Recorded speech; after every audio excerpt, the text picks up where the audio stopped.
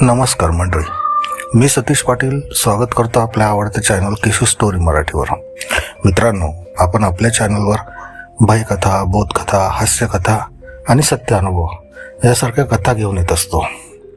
आपल्याला जर का आमच्या कथा आवडत असतील तर चॅनल नक्की सबस्क्राईब करा, शेअर करा आणि लाईक करायलाही विसरू नका.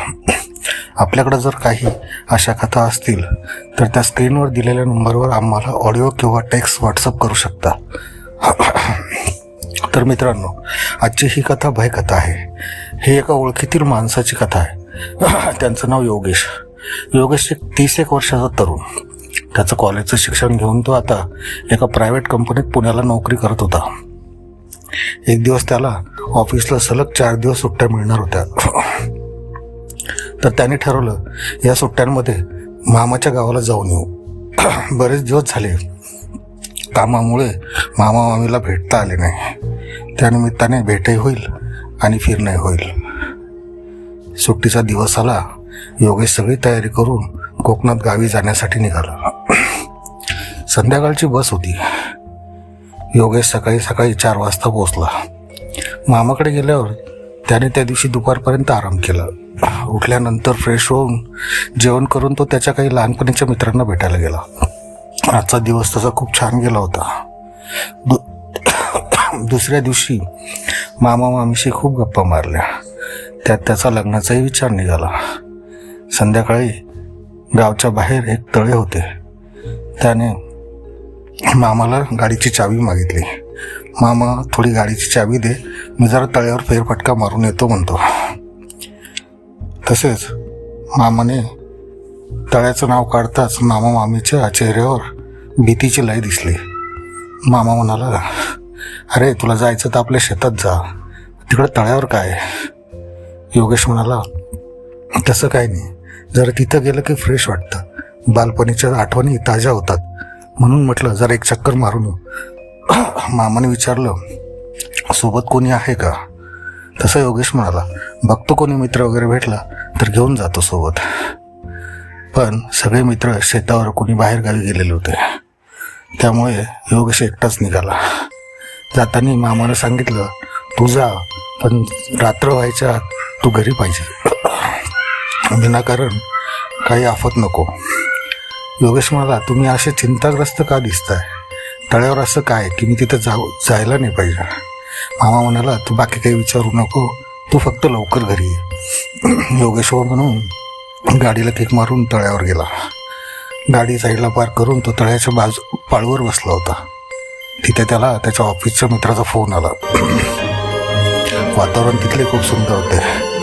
छान तळ्याचं शांत पाणी, समोर निसर्गरम्य वातावरण. असं वातावरण योगेशला पुण्यात पाहायला मिळत नव्हतं. सिटीमध्ये असं वातावरण शक्यतो दिसत नाही.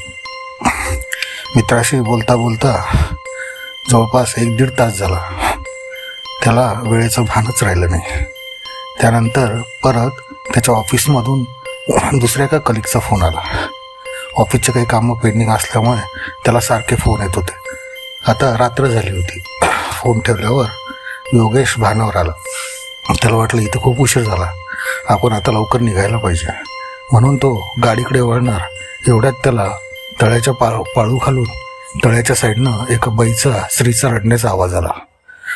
म्हणून त्याने वाकून पाहिलं. खाली एक बाई रडत होती. तो विचार करू लागला, आपण तिच्याकडे मदतीसाठी जायचं का, तिला मदत करायची का. पण आपण तर तिला ओळखतही नाही. पण तरीही माणुसकी या नात्यानं तो खाली गेला आणि त्या बाईला विचारू लागला, अहो ताई, काय झालं. त्या बाईचा चेहरा दिसत नव्हता. तिचा चेहरा दोन्ही गुडघ्यांच्या मध्ये होता आणि ती रडत होती. तिचं रडणंही थोडं भयानकच वाटत होतं. तिने हिरव्या रंगाची साडी आणि हातात लाल बांगड्या घातल्या होत्या. केस तिचे मोकळे सोडलेले होते.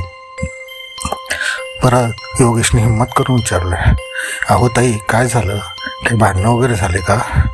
तुमचं घर कुठे आहे, चला मी तुम्हाला माझ्या गाडीवर घरी सोडतो, आणि एवढ्या रात्री तुम्ही एकटं इथं काय करताय. असं म्हणून योगेश तिला विचारू लागला. तेवढ्यात त्या बाईनं चेहरावर करताच योगेशनं तिच्या चेहऱ्याकडे पाहिलं. योगेशच्या मोबाईलची टॉर्च चालू होती. तिचा चेहरा पाहून योगेश जागीच थबकला. तिचा चेहरा कोणीतरी नखाने वरबडल्यासारखा होता. त्यातून थोडं रक्त वाहत होतं आणि तिच्या चेहऱ्यावर एक डोळाच नव्हता. दुसरा डोळा अर्धवट बाहेर आलेला होता. त्यातून काही मांस आणि रक्त बाहेर येत होतं. तिचं ते भयानक रूप पाहून योगेश जागीच बिथरला. तशी योगेश काही बोलण्याच्या अगोदरच ती त्याच्याकडे धावली.